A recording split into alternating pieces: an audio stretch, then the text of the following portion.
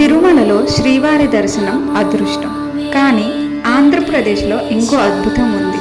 స్వామివారికి నిత్యం చెమట పడుతుంది. అవును, నిజం.